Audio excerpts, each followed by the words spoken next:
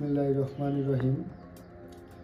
৪ঠা জানুয়ারি গৌরব, ঐতিহ্য, সংগ্রাম ও সাফল্যের বাংলাদেশ ছাত্রলীগের ৭৭তম প্রতিষ্ঠাবার্ষিকীতে সকলকে জানাচ্ছি বাংলাদেশ ছাত্রলীগের একমাত্র অভিভাবক, বাংলাদেশের মানুষের আশা আকাঙ্ক্ষার একমাত্র ঠিকানা, বাংলাদেশের নবপরিচয়ের রূপকার, বাংলাদেশের সাহসী অভিযাত্রার অবিকল্প সারথি বঙ্গবন্ধু তনয়া দেশরত্ন শেখ হাসিনা এবং বাংলাদেশ ছাত্রলীগ ঢাকা মহানগর দক্ষিণের আওতাধীন আর কে চৌধুরী বিশ্ববিদ্যালয় কলেজ ছাত্রলীগের পক্ষ থেকে সবাইকে সংগ্রামী শুভেচ্ছা। ৭৬ বছরের গৌরব, ত্যাগ ও নির্যাতনের ইতিহাস শুনে ইতিমধ্যে আমরা বর্তমান প্রজন্মের ছাত্রলীগ কর্মীরা ৭৭তম প্রতিষ্ঠাবার্ষিকীতে পা দিয়েছি।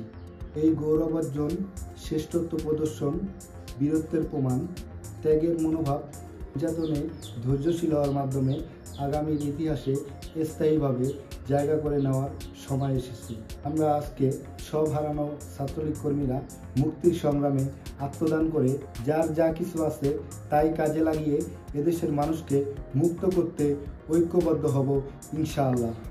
যতদূর সম্ভব আমরা একে অপরকে সহযোগিতা করে যাব, এতে করে আমাদের কেউ দাবায় রাখতে পারবে না।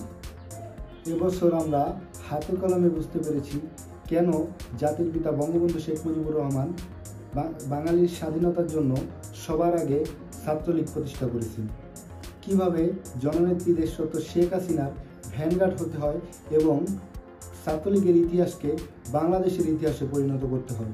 আজকে আমাদের ছাত্রলীগের ভাইয়েরা মৃত্যুকে পরোয়া না করে তারা মিছিল করে, তারা জয় বাংলার স্লোগান দেয়, তারা দেওয়ালে লেখে শেখ হাসিনাতে এই আস্থা। আজকে শেখ হাসিনার প্রশ্নে আপসহীন হাজার হাজার ছাত্রলীগ নেতাকর্মী কারাগারে জীবনযাপন করছে।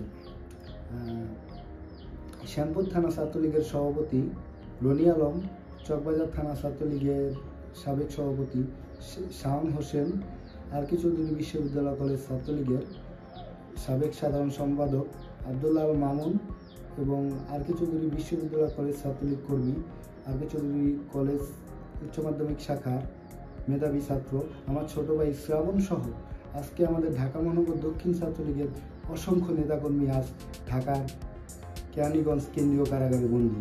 আমাদের ছাত্রলীগের ৭৭তম প্রতিষ্ঠা বার্ষিকীতে সবাইকে বলতে চাই, আমাদের শেখ হাসিনাতেই আস্থা। শেখ হাসিনা সাংবিধানিকভাবে পদত্যাগ করেন নাই, তাই তিনি এখনও বাংলাদেশের প্রধানমন্ত্রী। আমরা বিশ্বাস করি অচিরেই জননেত্রী দেশরত্ন শেখ হাসিনা ফিরবে।